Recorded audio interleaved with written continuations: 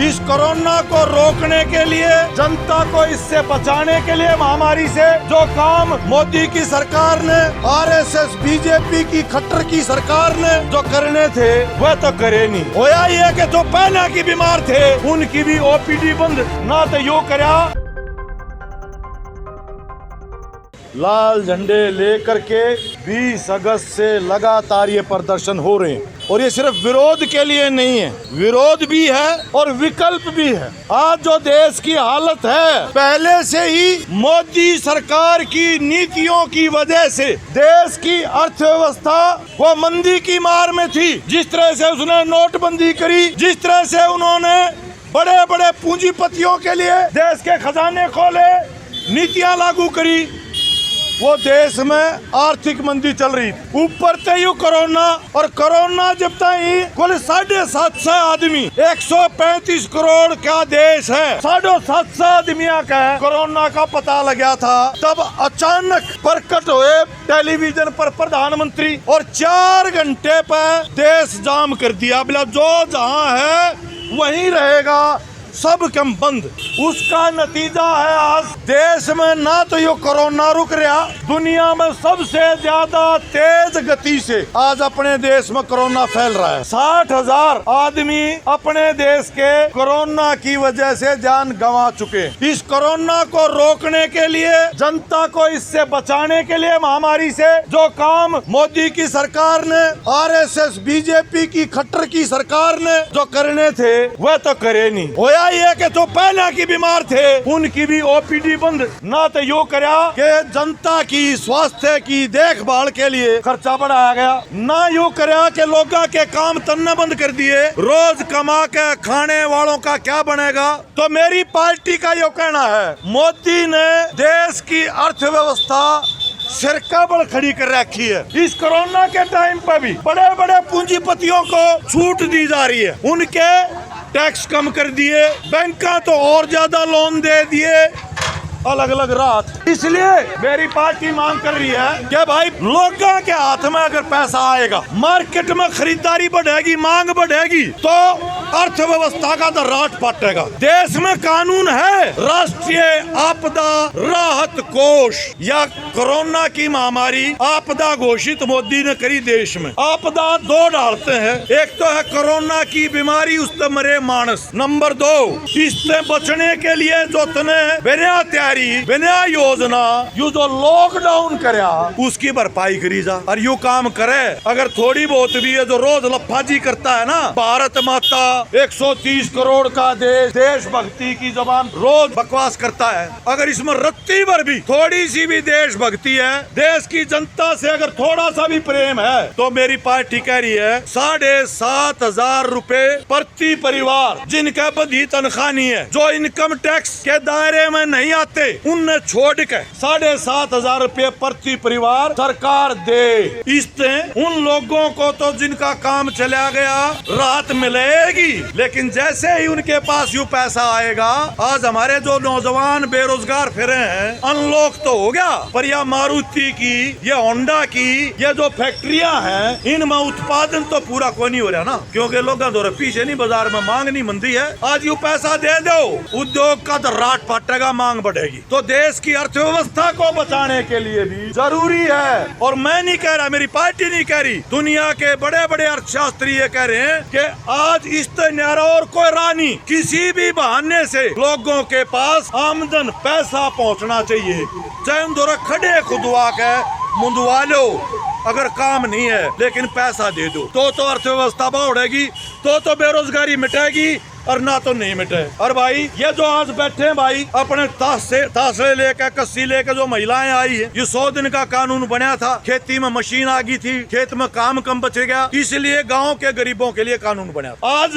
You corona और आ गया, तो जो शहर में भी जो गांव के लोग को टेम्पू चलाया करता, कोई ऑटो चलाया करता, अलग अलग छोटे छोटे काम करते थे, वह भी उल्टे काम में गए। आज जरूरत यू है कि लोगों को, आज हमारे पास हिंदुस्तान में हरियाणा में अनाज है बेनता, हमारी जरूरत है 3 गुना, धरने की जगह नहीं है, बर्बाद होने लग रहा है। यू नरेगा का काम दे दो, लोगों ने दिहाड़ी बढ़ा दो और इन दौरा ये गोदाम बनवा लो जिसमें यू गेहूं धरिया जा, अनाज धरिया जा, गेहूं भी बच जाएगा, अनाज भी बच जाएगा और लोगों ने काम मिल जाएगा, उन आमदन हो जाएगी। यू है विकल्प। इसलिए मेरी पार्टी मांग कर रही है आज प्राथमिकता के ऊपर नरेगा का काम 200 दिन और दिहाड़ी का रेट 600 रुपये। और यू ना सिर्फ गाँव वाला खातिर, शहर के गरीब भी, उनके लिए भी रोजगार गारंटी कानून लागू। तीसरी बात हम यह कह रहे हैं, भाई यू देश सबका है, मोदी मालिक नहीं है, देश की जनता मालिक है इस देश। और देश के लोगों ने, मजदूर ने, किसान ने खून पसीना एक करके यो राशन पैदा करे, अनाज पैदा करे, जिसने आज की सरकार बर्बाद कर रही है। जो शरण लाग रहा है, जिन्हें मुझसे खावे हैं, बीजा है 10 किलो प्रति परिवार प्रति महीना, यो राशन मुफ्त में आज देश की जनता की जरूरत है उनके पास पहुंचना। या वितरण जो व्यवस्था है या सार्वजनिक होनी चाहिए। यू पीला, गुलाबी, हरा, यू कार्ड इसकी नहीं, हर आदमी को 10 किलो प्रति व्यक्ति प्रति परिवार फ्री में, चाहे उसके पास राशन कार्ड है चाहे ना भी है, पर वो मानस है तो उसको मिलनी चाहिए कि नहीं मिलनी चाहिए, या मांग कर रहे हैं आप।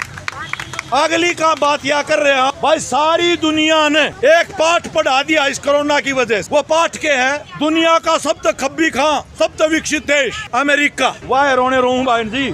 अगली बात और मैं चौथी बात कर रहा था, दुनिया का इस कोरोना की महामारी, हालांकि यह उसी महामारी को है ना जिसी हैजे की होया करती, जिसी प्लेग की होया करती, जिसका हो जाया करता वो मर जाया करता। या कोरोना 70-80% लोगों को तो पता भी नहीं लगता ये कोरोना आ भी लिया और जा भी लिया। लेकिन जो पहले आते हैं बीमार से, शरीर कमजोर है, ज्यादा बूढ़े हैं, उनका कोरोना हो गया तो मुश्किल बन जाए, इसलिए 60,000 अपने ही मर गए। लेकिन दुनिया में सबसे ज्यादा अमेरिका में मरे हैं, जो सबसे बढ़िया इलाज है विज्ञान तकनीक के मामले में दुनिया में 1 नंबर पे अमेरिका। फिर क्यों मर गए? इसलिए मर गए कि यार जब कोरोना आई तो अमेरिका के अस्पताल छोटे पड़ गए, क्योंकि उड़े जो अस्पताल हैं वह प्राइवेट हैं, साझे के नहीं है, सरकारी नहीं है, सबके लिए नहीं है, पैसे वालों के हैं। दुनिया के अमीर लोग अमेरिका में इलाज करवाने जा, लेकिन अमेरिका में रहने वाले गरीब लोग उनके लिए इलाज फ्री नहीं। तो जहाँ जन स्वास्थ्य सेवाएं प्राइवेट थी वो प्राइवेट बोलना पड़ गया सिस्टम, वो तो मुनाफे खातिर है, वो समाज खातिर नहीं है, इसलिए सबसे ज्यादा अमेरिका में मर गए। और जहाँ स्वास्थ्य सेवाएं सार्वजनिक थी, जनता की थी, सबकी थी, वियतनाम जैसा देश, चीन का पड़ोस में सबसे बड़ा बॉर्डर लगता है उसका, जड़े दिया बीमारी पैदा हुई चीन थे, उसका सीम लग गया उसकी, वहाँ व्यवस्था सार्वजनिक, देश का राष्ट्रपति भी, प्रधानमंत्री भी और देश का आम आदमी सबके इलाज एक समान, सरकार की गारंटी।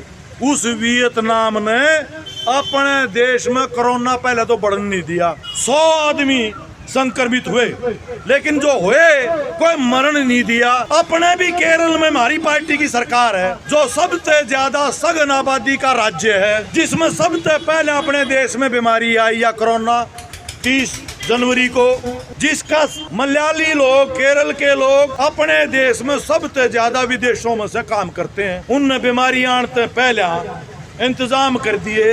और पूरी दुनिया में, हिंदुस्तान में केरल एक मॉडल है। उड़े ना तो ये प्रवासी मजदूर जो कर गर्मिया में अपन देखा मार्च अप्रैल मई में, क्यों कर भूखे मरते, प्यासे मरते, तपती गर्मी में, गर्भवती महिलाएं, बालक, बच्चे, बूढ़े, पैरा में उनका खून निकल रहे, मर गए। सैकड़ों की तादाद में जो दुर्गति बनी, वह दुर्गति केरल में नहीं बनी, क्योंकि वहाँ पहले से जन स्वास्थ्य सेवाएं मजबूत थी, 1 नंबर 2 इन प्रवासी मजदूरों को कहा ये प्रवासी नहीं, अपने देश के हैं, ये हमारे मेहमान हैं, उनके लिए शेल्टर होम बना दिए, रुकन ठहरन की, खान पीन की पूरी जिम्मेदारी केरल की सरकार ने ले ली। इसलिए केरल अकेला राज्य था जहाँ कोई मजदूर सड़कों पर न्यू दुर्गति होकर नहीं मरा। यो फर्क है राजनीति का। तो हमारा ये कहना, कम से कम ईब या जो आरएसएस बीजेपी की मोदी की जो सरकार है, देश की जनता का पैसा है, यो पैसा देश की जनता पर खर्च हो, कम से कम देश की कमाई का 3% इलाज पर खर्च होना चाहिए, स्वास्थ्य देखभाल पर होना चाहिए, उस पर खर्चा बढ़ाया जाए। फिर अगली बात, जो मौके का फायदा उठा रही हो, क्या भी है बोला मैं आपदा को अवसर में बदल रहा हूँ।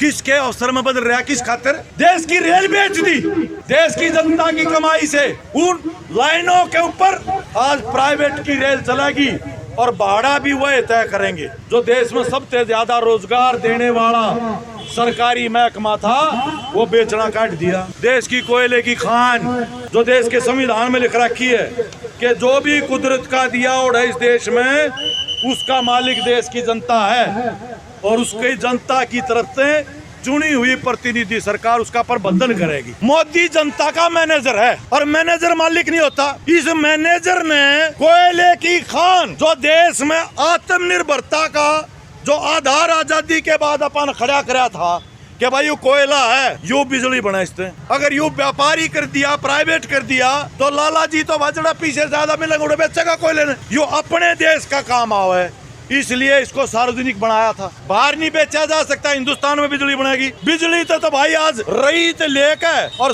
कारखाने तक सब कम बिजली तो चल रहा है। आज वह कोयले की खान जिस दिन हमारे सैनिक मरे चीन की बॉर्डर पे उस दिन मोदी जी ने उनकी बोली लगा दी देश विदेश के पूंजीपतियों के लिए। फिर ये बिजली का कानून प्राइवेट करने का वो ले आया। फिर 3 अध्यादेश जिसकी इंद्रजीत ने चर्चा करी, जो देश ने गुलामी के टाइम अंग्रेजा के टाइम भुगत के अनुभव के आधार पे ये बुनियाद तय करी थी। ये मेरी उम्र के जितने ने बेरा है कि देश में दाने नहीं थे अपनी जरूरत के, भारत मंगाया करते, अमेरिका लाल गेहूं दिया करता। शास्त्री जी ने बोला शर्म की बात है, तो दाने मांगने पड़े, इसलिए नारा दिया जय जवान जय किसान। जवान देश की रक्षा करेगा सरहद पे और किसान लड़ेगा भूखते देश के अंदर। सरकार ने पैसा लगाया खेती में, यूनिवर्सिटी खोली, नए नए बीज आए, नहर लिकड़ी और जरा 5 मणे दाने आकर थोड़े 50 मन पैदा कर दी। और सरकार ने तय करा कि लाला जी भाव नहीं तय करेगा, सरकार तय करेगी लागत के हिसाब। सरकार खरीदेगी और अपन जो अंग्रेजा के टाइम पे काल पड़ा करता, कोई आपदा होती थी तो लाखों लोग इस देश में मर जाया करते। इसलिए यह तय हुआ